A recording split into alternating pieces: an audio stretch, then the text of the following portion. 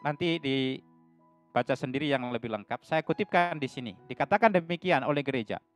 Siapa yang mati dalam rahmat dan dalam persahabatan dengan Allah, namun belum disucikan sepenuhnya, memang sudah pasti akan selamat.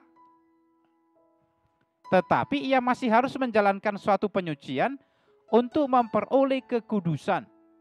Memperoleh kekudusan yang perlu supaya dapat masuk ke dalam kegembiraan surga.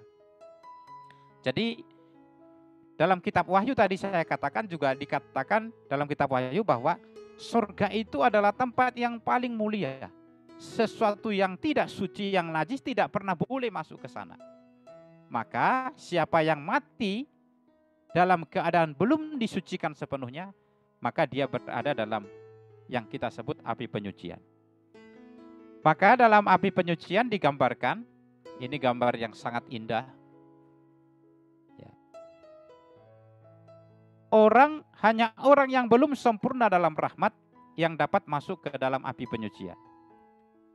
Dan pasti kebanyakan dari kita manusia itu belum sepenuhnya masuk sempurna dalam rahmat, masih banyak dosa. Maka api penyucian ada untuk memurnikan dan memperbaiki. Akibat dari dosa dibersihkan dan hukuman serta konsekuensi dari dosa itu dilunasi. Itulah tempat di api penyucian. Supaya setelah itu kemudian kita bisa masuk dalam kemuliaan surga. Jadi menjadi semakin jelas. Nah, kita harus tahu dulu bahwa dosa itu punya konsekuensi. Jadi dosa itu diampuni tapi punya konsekuensi juga. Kita lihat dalam perjanjian lama ketika dosa manusia pertama itu, mereka diampuni oleh Allah. Jadi diceritakan bahwa jika ia berdosa terhadap Allah, meskipun Allah telah memberikan pengampunan, tetapi dia harus mengambil konsekuensi dari dosa itu. Kita melihat itu dalam kisah manusia pertama yang jatuh dalam dosa. Yang setelah diampuni, tapi kemudian ada konsekuensinya, harus keluar dari Taman Eden. Nah, ini dalam kitab Kejadian.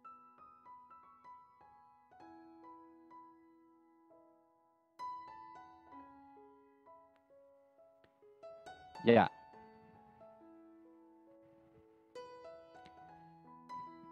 Lalu dosa ringan, ada dua dosa yang kita kenal dalam gereja, yaitu dosa berat dan dosa ringan. Dosa ringan dikatakan sebagai dosa yang tidak mendatangkan maut. Sedangkan dosa berat adalah dosa yang mendatangkan maut.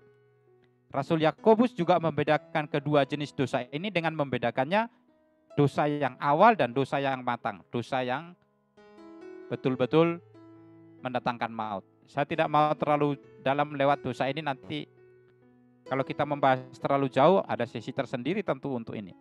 Nah, jika kita di dalam keadaan di tengah-tengah meninggal dalam rahmat, kita berdosa, tapi dosa-dosanya tidak mendatangkan maut, maka kita masih menanggung konsekuensi dari dosa-dosa yang sudah diampuni. Maka kita masuk ke dalam tempat yang lain itu yang disebut sebagai api penyucian. Nah, karena itulah, maka ini satu paket.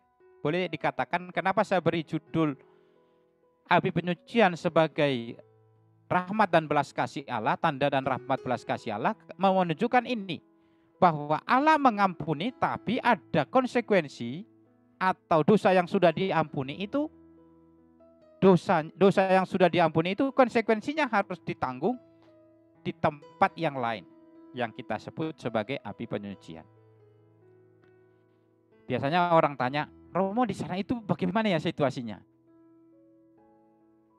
Atau kalau sudah begini, mereka ngapain ya Romo? Nah, ini saya tidak tahu ngapain mereka di sana.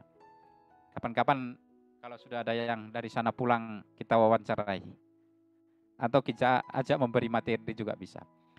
Tapi gereja memberi gambaran setidaknya, keadaan jiwa yang di api penyucian itu demikian. Menarik sekali. Memang jiwa-jiwa orang yang telah meninggal tidak dapat lagi berbuat secara aktif. Nggak bisa lagi dia diberi penitensi oleh Romo, nggak bisa lagi. Tapi dia secara pasif dapat dibersihkan dan disucikan. Dia hanya bisa ditolong. Dia pasif, tapi orang-orang lain bisa menolong dia untuk membersihkan dari dosanya. Maka dikatakan di sana dalam api penyucian itu jiwa itu bukan jiwa yang merana. Kadang-kadang kita menggambarkan api penyucian itu seram sekali. Karena disebut api, wah itu penderitaannya menderita. Tapi kita enggak mengerti apa penderitaan mereka itu penderitaan apa. Nah, saya katakan di sini, mereka itu bukan jiwa-jiwa yang merana, melainkan jiwa yang akan dapat menerima kekayaan belas kasih Allah. Jadi, kalau Yohanes Salib menggambarkan jiwa yang ada di api penyucian itu adalah jiwa yang menderita. Menderita itu karena terlambat menyesal mengasihi Allah. Itu yang pertama. Yang kedua adalah jiwa ini bukan jiwa yang merana. Karena apa? Karena dia tahu persis bahwa dia akan menerima kekayaan rahmat Allah. Jadi boleh dikatakan api penyucian ini bukan hukuman. Bukan hukuman. Jadi orang sering mungkin juga salah memahami, sering memahami, berpikir bahwa api penyucian itu sebuah hukuman. Justru di sana jiwa-jiwa itu ada kegembiraannya juga. Karena tahu, katakanlah kita dapat tahu pasti nanti dapat sesuatu yang luar biasa. Pasti kita akan senang. Meskipun belum dapat, tapi karena kita tahu bahwa akan ada, itu kita sudah menanti dengan penuh kegembiraan. Maka penderitaan mereka di hadapan Allah, mereka menderita karena pada saat meninggal mereka belum berniat secara cukup dan belum berusaha murni, semurni mungkin agar dapat menerima dan merasakan kasih Allah. Jadi saya boleh katakan, jiwa-jiwa yang ada di api penyucian ini adalah penderitaan mereka itu bukan karena dihukum, bukan. Tapi penderitaan mereka itu karena sebuah penyesalan yang begitu dalam. Kenapa kok saya dulu waktu masih hidup tidak mengasihi Allah dan tidak sungguh-sungguh berniat untuk mengasihi Allah. Jadi itulah gambarannya ya. Sekali lagi ini penting untuk melihat bahwa keadaan jiwa yang di api penyucian itu adalah keadaan jiwa yang menanti rahmat dan belas kasih Allah. Nah, jadi dalam masa purgatorium, penyucian itu, manusia mengalami suatu penderitaan kasih. Jadi penderitaannya ini bukan karena, oh kamu berdosa, kamu dihukum. Hukumanmu sekian, bukan itu. Tapi dia menderita karena penderitaan kasih. Dan penderitaan ini memurnikan dia untuk nanti sampai kepada kehidupan yang kekal. Maka dari situlah kita kemudian saya menarik kesimpulan dalam judul ini. Maka api penyucian itu adalah rahmat belas kasih Allah yang tidak terbatas. Sebab ketika kita jatuh dan tidak suci, dia masih memperkenalkan kita untuk masuk ke dalam kesucian. Tapi lewat proses ini, karena sudah ditetapkan bahwa surga itu tempat yang paling suci. Yang najis sedikit pun tidak boleh ke sana. Maka kita tetap boleh ke sana tapi dibersihkan dulu. Itulah tanda rahmat Allah. Ya, jadi sekali lagi, jiwa yang di api penyucian itu adalah jiwa yang menderita tapi bukan karena dihukum. Ya. Bukan karena dihukum tapi jiwa yang menderita karena kasih Allah. Maka orang bisa menderita karena mencintai. Nah, ini yang dialami oleh jiwa-jiwa yang ada di api penyucian itu. Lalu karena ada tempat itu, sudah dikatakan juga dari dalam Katekismus Gereja Katolik, dikatakan bahwa mereka pasif. Karena pasif, maka kita dalam Katekismus Gereja Katolik dikatakan sudah sejak dahulu gereja menghargai